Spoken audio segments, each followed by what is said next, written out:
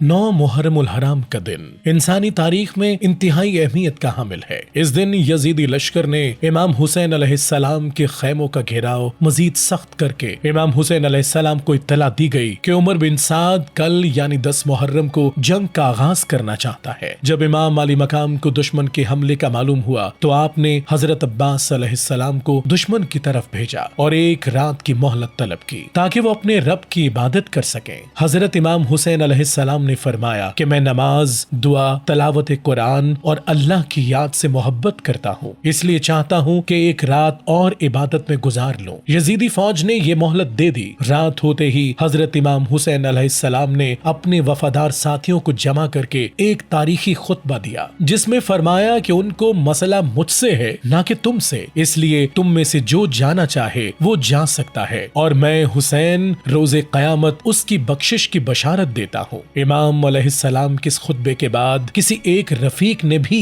امام علیہ السلام کو چھوڑنے کا ارادہ نہ کیا۔ سب نے اپنی جان قربان کرنے کا عہد کیا۔ اس رات خیموں میں عبادت، دعا، ذکر خدا اور تلاوت قرآن کی صدائیں بلند ہو رہی تھیں۔ امام زین العابدین علیہ السلام فرماتے ہیں کہ میں نے اس سے پہلے اور بعد میں ایسی رات نہیں دیکھی جس میں اتنی عبادت اور روحانیت ہو۔ خیموں کے باہر پہراداری کی جا رہی تھی۔ امام حسین علیہ السلام بچوں اور خواتین کے خیموں میں جا کر انہیں تسلی دے رہے تھے۔ بچے شدید پیاس کی حالت میں تھے، ان کے لب خشک ہو چکے تھے اور سکینہ سلام اللہ علیہا جیسے معصوم چہرے فریاد کر رہے تھے۔ حضرت امام حسین علیہ السلام سب کو صبر کی تلقین کرتے اور خدا پر بھروسہ رکھنے کو کہتے۔ یہ رات دراصل وفاداری، عبادت، قربانی اور صبر کی وہ روشن مثال ہے جو قیامت تک رہنمائی کرتی رہے گی۔ اور پھر فجر کی اذان کے بعد دشمن نے بھوکی پیاسی اہل بیت پر ظلم کے پہاڑ توڑنے شروع کر دیے۔